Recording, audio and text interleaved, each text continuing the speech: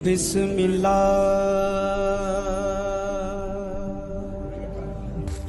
أما بعد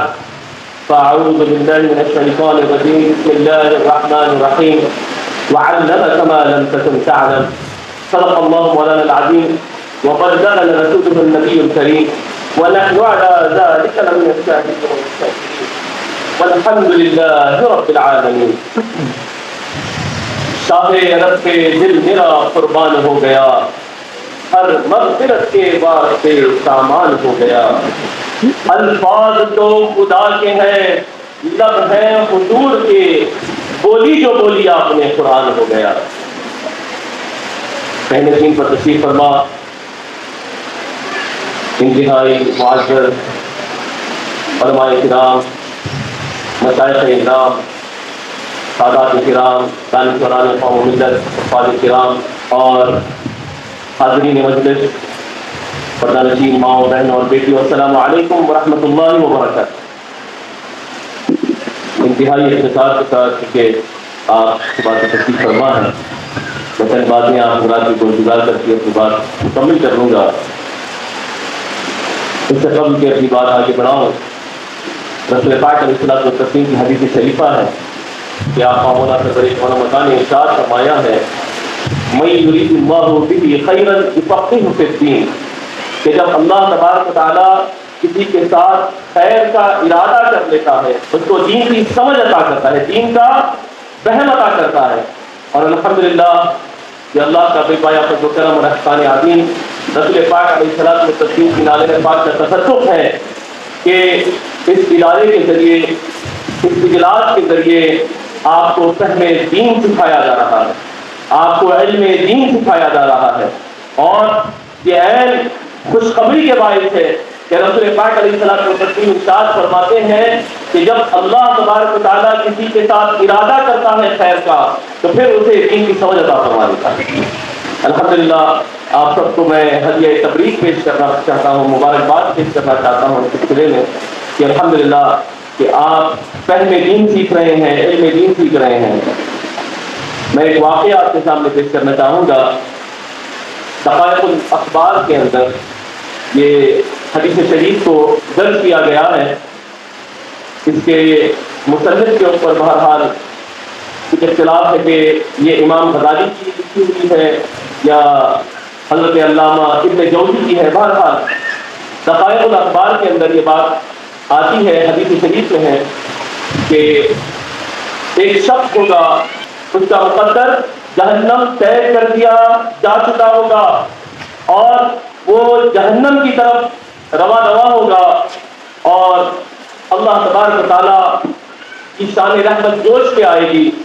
اور اللہ تبارک و تعالیٰ فرشتے سے اس شخص سے پوچھنے لگوائے گا، اچھا پہلے ٹھہر جاؤ، اس سے سوال کرو جا کے کہ کیا اس نے کبھی کسی عالم کی صحبت حاصل کی ہے، کیا وہ علماء دین کی صحبتوں میں بیٹھتا تھا. وہ جا کر اس سے سوال کرے گا اور وہ بڑی مایوسی کے ساتھ جواب دے گا کہ نہیں، میں کسی عالم کے ساتھ نہ میں نے بیٹھا ہے، نہ ان کی میں نے صحبتیں حاصل کی ہیں. تو پھر اللہ تبارک و تعالیٰ پھر اس سے سوال کرنے کے لیے پوچھے گا تو جو فرشتہ ہوگا وہ اللہ تبارک و تعالیٰ سے عرض کرے گا انت تعلم کی حالی آپ، کیا آپ جانتے ہیں اپنے آپ کے بارے میں؟ لیکن اللہ تبارک و تعالیٰ فرمائے گا نہیں، جاؤ پھر اسے جا کے پوچھو کہ کیا کوئی حجرے میں جہاں پہ عالم دین رہتا تھا کیا وہاں اس کا رہنا ہوا ہے، وہاں اس کا ٹھہرنا ہوا ہے؟ وہ پھر مایوسی کے ساتھ جواب دے گا کہ نہیں، ایسا بھی میرے ساتھ کوئی معاملہ نہیں ہوا. اب اللہ تبارک و تعالیٰ کے پاس یہ جواب جب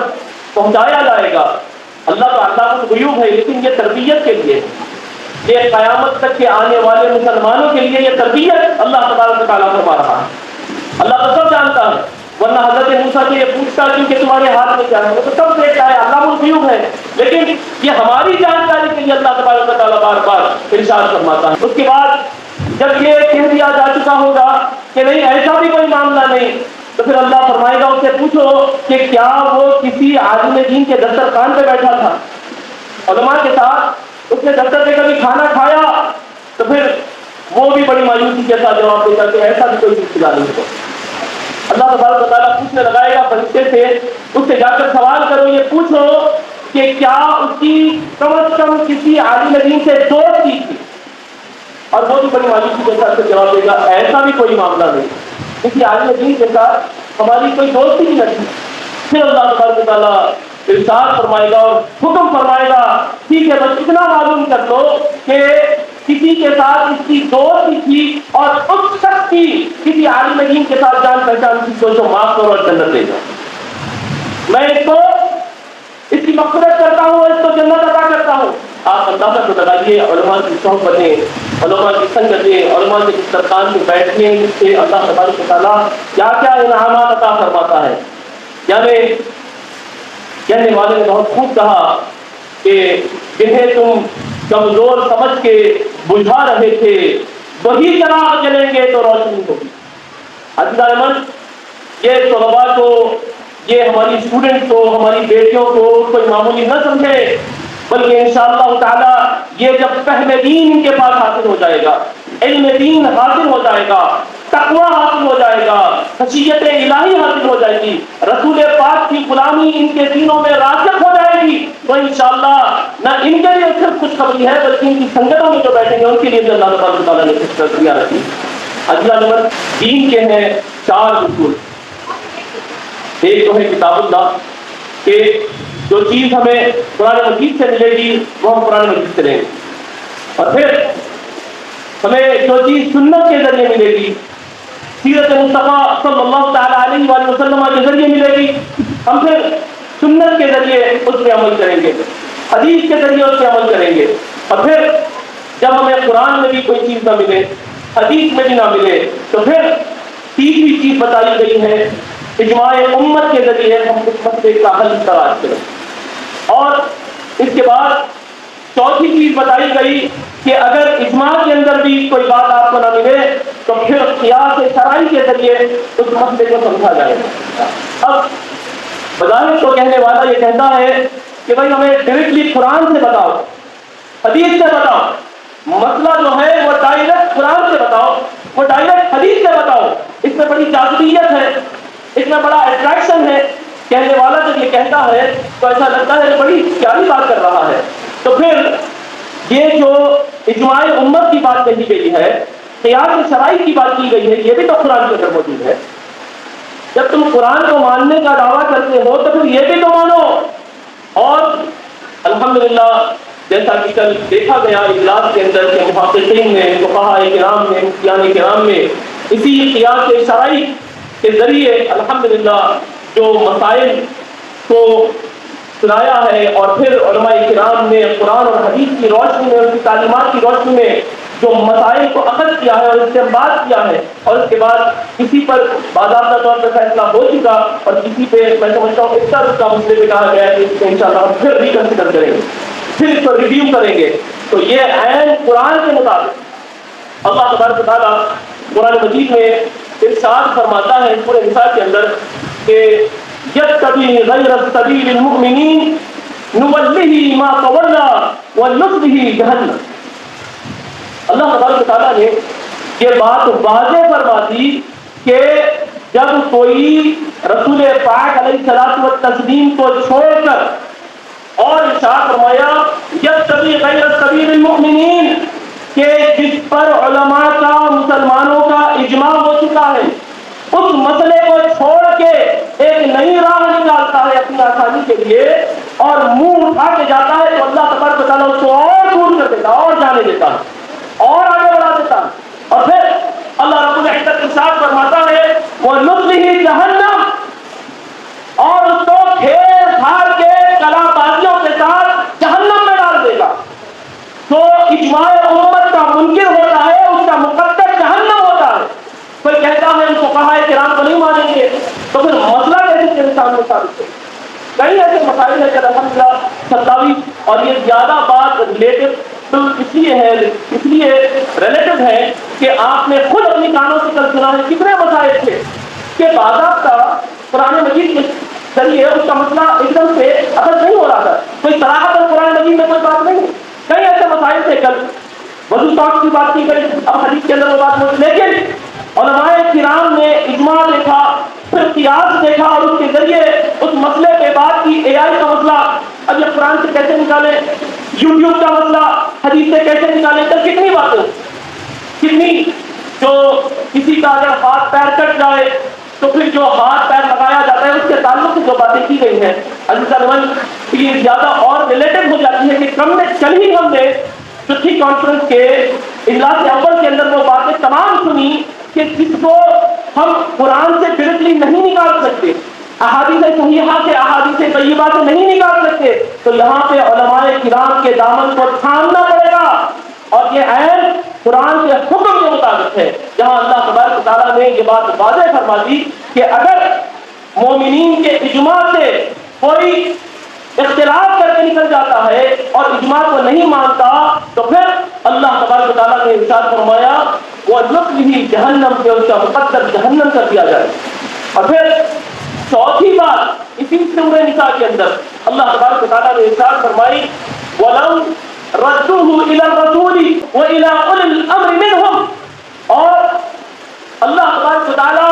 قرآن مجید میں ارشاد فرماتا ہے کہ اپنے مسائل کو حل کرنے کے لیے رسول پاک کی بارگاہ پہنچو اور اولي الامر کی بارگاہ میں پہنچو، اور ارشاد فرمایا گیا کہ وہ صاحبان علم و دانش جس کو اللہ تبارک و تعالی نے صاحب استنباط بنایا ہے، صاحب اجتہاد بنایا ہے، جس کو اللہ نے یہ علم عطا فرمایا کہ جس کے ذریعے وہ قیاس شرعی کے ذریعے مسئلے کا حل نکال سکے، تو پھر اب ان کی طرف رخ کرنا ہوگا۔ تو یہ جو فقہی مذاکرے چل رہے تھے، فقہی اجلاس چل رہا تھا، یہ عین قرآن کی مطابقت میں، تو پہلے مسئلے کا حل تلاش کریں گے قرآن میں، اور پھر حدیث کے ذریعے، اور پھر اجماع امت کے ذریعے، اور پھر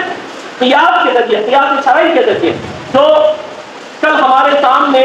بات ثابت ہو گئی کہ فقہاء کرام محققین کس طریقے سے استنباط کرتے ہیں، مسائل بیان کیے گئے، ایک اور بزرگ نے، ایک اور عالم دین نے کہا کہ نہیں اس مسئلے کا حل اس طریقے سے بھی بیان کیا جا سکتا ہے، اس میں میرا یہ اعتراض ہے۔ تو یہ جو صاحبان علم و دانش ہے جسے اللہ تبارک و تعالیٰ نے استنباط کرنے کا ہنر عطا فرمایا ہے، قیاس شرعی کرنے کا ہنر عطا فرمایا ہے، ان کی طرف رجوع کرنا چاہیے، کیونکہ یہ قرآن کی روح سے ثابت ہے، جہاں پہ اللہ تبارک و تعالیٰ نے ارشاد فرمایا لَعِلْمَهُ الَّذِينَ يَسْتَنبِطُونَهُ مِنْهُمْ۔ عزیزان محترم، اہل سنت و جماعت کے یہ جو مشترکہ مسائل ہیں جس کا ہم حل قرآن کے ذریعے تلاش کرتے ہیں، پھر حدیث کے ذریعے تلاش کرتے ہیں، پھر اجماع کے ذریعے تلاش کرتے ہیں، اور پھر ہم فقہاء کرام کی طرف رجوع کر لیتے ہیں، تو یہ خود قرآن کے مطابق ہے۔ کہنے والا تو کہہ چکا کہ بھائی قرآن میں بتاؤ، حدیث میں بتاؤ، تو قرآن کو مانتا ہے تو سارے کا سارا قرآن مان، پورے کا پورا قرآن مان۔ قرآن خود حکم دے رہا ہے کہ اجماع امت کی طرف رخ کر لو اگر بات سمجھ میں نہ آئے، اور اجتہاد کرنے والوں کی طرف کرو، قیاس شرعی کرنے والوں کی طرف کرو۔ تو الحمدللہ ہمارا ان اجلاسوں میں آنا، فقہاء قرآن کی صحبتوں میں بیٹھنا، اور اپنا پورا مکمل اعتماد ان پہ کرنا کہ جنہوں نے ہزارہ لاکھوں احادیث پڑھی ہوئی ہیں، پوری قرآن پاک کی تفسیر پڑھی ہوئی ہے، قرآن کے مسائل سے واقف ہیں، احادیث سے واقف ہیں، اور اس کے بعد ایک مسئلے کا حل بیان کرتے ہیں، الحمدللہ، تو ہمیں اس پہ عمل کرنا چاہیے۔ عزیزان، کل بارہا مجھے بڑی مسرتیں ہو رہی تھی، ہماری بہنیں اکثر و بیشتر جو مقالہ جات سنا رہی تھی، اس سے قبل وہ تمہیدی طور پہ کہہ رہی تھی اور اللہ کا شکر بجا لا رہی تھی کہ یہ اللہ کا فضل و کرم ہے اور اللہ کی عظیم نعمت ہے کہ اللہ تبارک و تعالیٰ نے ہمیں اہل سنت و جماعت سے مربوط رکھا۔ اکثر و بیشتر بلکہ میں سمجھتا ہوں ساری کی ساری ہماری بہنیں یہ کہہ رہی تھی کہ ہم اہل السنہ والجماعت سے تعلق رکھتے ہیں، بڑا دل مسرور ہو رہا تھا۔ تو بھئی آخر اہل السنہ والجماعت ہے کیا؟ یعنی اہل سنت والجماعت کیا کوئی کلٹ ہے، کوئی فرقہ ہے، یا صرف جامعۃ المومنات کی حد تک محدود چیز ہے، یا پھر خانقاہ شریف قادریہ جیلانیہ تک محدود چیز ہے، یا پھر چند خانقاہوں تک محدود ہے، یا پھر ہے کیا؟ تو نبی پاک کی بارگاہ میں ہم عرض کرتے ہیں یا رسول اللہ آپ ہی بتلائیے کہ آخر اہل سنت والجماعت ہے کیا؟ کیا یہ کوئی فرقہ ہے؟ تو پھر رسول پاک علیہ الصلوۃ والتسلیم کی بارگاہ سے جواب حاصل ہوتا ہے کہ جب صحابہ کرام نے عرض کیا رسول اللہ کہ 73 فرقے تو ہے، تو پھر ناجی اگر ایک ہے تو وہ ہے کون سا؟ تو پھر رسول پاک نے فرمایا ما انا علیہ واصحابی، کہ میں اور میرے صحابہ جس طریق پہ ہیں وہی ہے حق کا راستہ۔ یا رسول اللہ نام بھی تو بتا دیجیے۔ اہل السنت والجماعہ، یہ اہل السنت والجماعہ جامعۃ المومنات کا نعرہ نہیں، رسول پاک کی بارگاہ سے دیا گیا ہوا نام۔ تو یہ جو ہماری بہنیں بار بار اہل السنت والجماعہ فرما رہی تھی، تکرار کر رہی تھی، اہل سنت والجماعت کوئی فرقہ نہیں، سارے کا سارا اسلام ہی اہل سنت والجماعت ہے، اور اہل سنت والجماعت ہی اسلام ہے۔ یعنی اسلام ہے تو اہل سنت والجماعت، اہل سنت والجماعت ہے تو اسلام، سارے کا سارا تو اہل سنت والجماعت کہنے کا یہ معنی نہیں ہے فرقہ، اہل سنت والجماعت کہنے کا معنی یہ کہ ہم مسلمان ہیں، ہم اسلام کے ماننے والے، یہی اسلام۔ عزیزان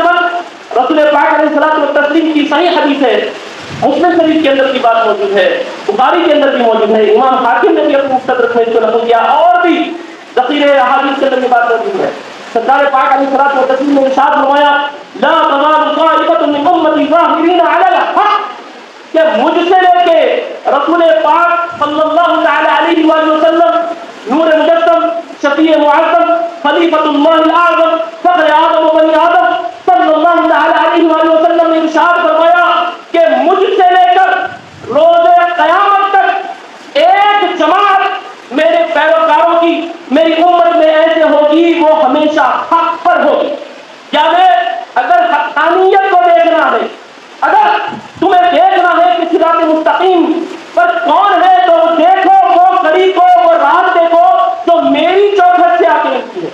بغیر کٹے ہوئے۔ یعنی کوئی ایسا عقیدہ نہ دیکھو کہ جو 300 سال پہ جا کے کٹ جائے، 150 سال پہ جا کے کٹ جائے، 500 سال پہ جا کے کٹ جائے، نہیں، 1450 سال کی تاریخ کو ہمیں دیکھنا ہوگا۔ یعنی رسول پاک علیہ الصلوۃ والتسلیم کی بارگاہ سے لے کر ہم تک جو عقیدہ پہنچا ہے، اگر آپ اس کو ثابت کر سکتے ہیں تو سمجھ جائیے آپ حق میں ہیں، اور اگر ثابت نہیں کر سکتے تو پھر معاملہ بھی گڑبڑ ہے۔ آپ فوری کچھ اور اپنا بندوبست کیجیے۔ عزیزان من اور میری ماں بہنوں بیٹیوں، یہ اللہ کا بے پایا فضل و کرم اور احسان عظیم ہے کہ ہم اس پوزیشن میں ہیں، ہم اس موقف میں ہیں کہ دونوں ہاتھ اٹھا کر اللہ کی بارگاہ میں یہ شکر بجا لا سکتے ہیں کہ رسول پاک کی چوکھٹ سے لے کر آج تک جو ہمارا عقیدہ ہے وہ حق عقیدہ،